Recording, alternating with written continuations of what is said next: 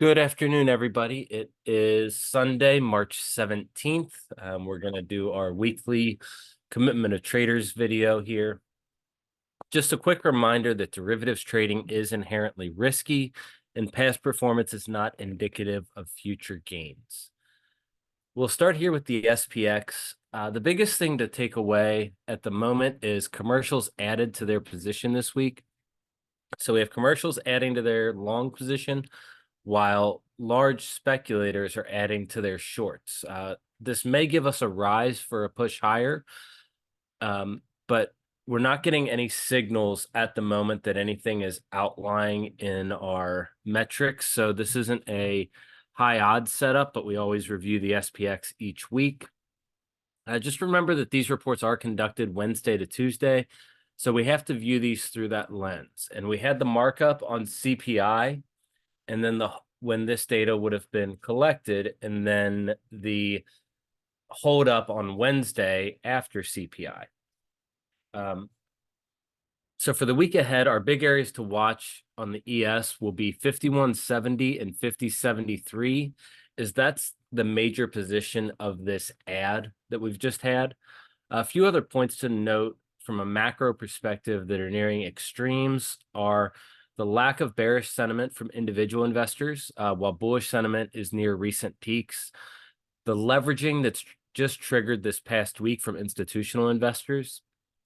Systemics are in a higher flow state, and the rise of open interest that you could see on the Commitment of Traders report. This is now at the highest it's been in the last 12 months for open interest. All this points to an outsized move as likely to come in the next week, in the week ahead. So we're right near our line in the sand. So for anybody that has gone through our courses, you know where that is and how to monitor as we go through this week. We do have a lot of big catalysts. We have the VIX expiration, the FOMC meeting, Jerome Powell's press conference at 2:30 on Wednesday after that FOMC statement comes out, then all the regular data that's on, as well as another press conference by Powell on Friday morning. And then Monday evening, we have Japanese monetary policy. And as we've spoken about kind of ad nauseum in prior weeks on the yen, that is something just to be aware of and stay safe, as it can be a major catalyst.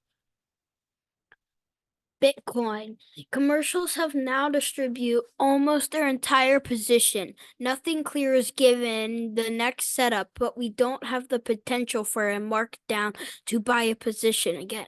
This will be a good instrument for risk in the market in the coming weeks. So will continue to pay attention to the charts and position as we move ahead. If commercials go short, we will look for risk assets to take a hit. Otherwise, this will be a battle between large and small spectators, and there is no edge of the game. Yep, for Bitcoin right now, until we get something on the commercial side, there's no edge there. But we do have an edge in the British pound. So commercials are nearing a max short position on a 3-year time span. That signifies a major shift in the market is likely. Also on our duration scores, we can see here that commercials are beyond the negative 100 mark on the short term and medium term. And then on the long term, it's getting there. So we're getting a lot of signs that the market is getting crowded in one direction. We're seeing that same thing on the large speculators. So we have both of these at polar opposites. The last time we had this in July, we'll look at the chart and see how this played out. But what we're looking for right now is a likely downside move. Our big level that we're going to watch is this 1.272 on the British pound, which is the 6B. When we had this short position previously and these extremes, we ended up, this would have been July, and then you can see how that played out. We're going to watch our levels to see if this same instance occurs. So we know the levels we want to pay attention to. We have to pay attention to what happens with the non-commercials, since they're also at their most long, because then they would be trapped. But 1272, 1258 are going to be your big levels on the downside, and on the upside, you're really going to watch the 1288. But it could be that we are getting a crowded trade. It could also be that we are going to set new 3-year extreme levels. And so we'll follow the roadmap here on our plan for then how we want to interact. On gold, so as we head into the commodity space, we don't have any charts on this week as there's no clear setup, but as we had been saying for the last few weeks, oil would make a push over 80 and then target 82. We have hit 81. So 82 is just a matter of time at this point. Again, no edge. Those edges were back in January and February, but now we're going to flip to on the commodity side here to gold.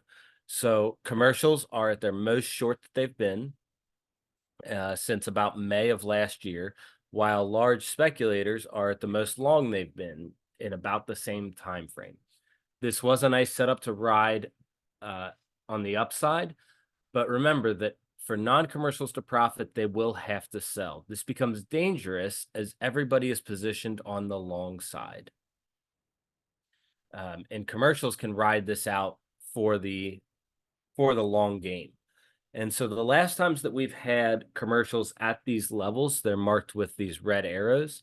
We can see this in March, in May, and then again in January, and how that played out. This is now our position. We know our big levels to watch. Right now, 2166.6 is going to be our major level on the upside. We'll watch for that to move back down to 2074. If we stay over this 2166, then it's likely we're going to keep pushing a little bit more to get more large speculators trapped. Again, for them to profit, to actually lock in these gains, they will have to sell, which would put downward pressure on the market, and commercials will play this game the same way they have in months past. To follow up on our 6S setup that we talked about last week in the Swiss franc, we have our major areas marked.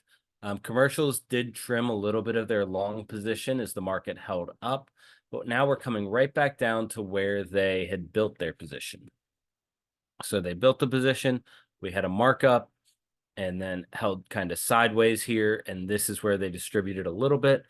We have all of our levels here, and you can see them where they're marked. The big ones we're going to pay attention to are 1141, 1134, and 1153. If we break 1134, then it's likely that commercials are just going to keep adding and taking in all the position that anybody has. However, we are nearing a max position that we've seen in definitely the last 12 months and getting closer to 3-year levels. And we can see how this has played out in the past. And so the odds are stacking up that the upside move is likely to come. So we'll watch if that 1141 holds. We should target 115. And if we get over that, we're going to target 117 on the Swiss franc.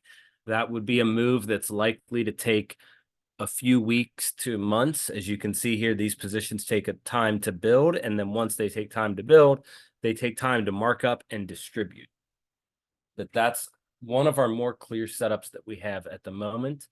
Other setups that are beginning to start to build but aren't quite there, so we're not going to go into those at the moment, are the euro, which is the 6E, the Dow, the YM, and the Australian dollar, which is the 6A.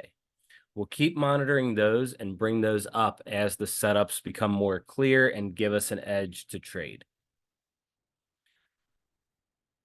Otherwise, thanks for watching. Have a great weekend and be sure to check us out at Sticks Trading Academy.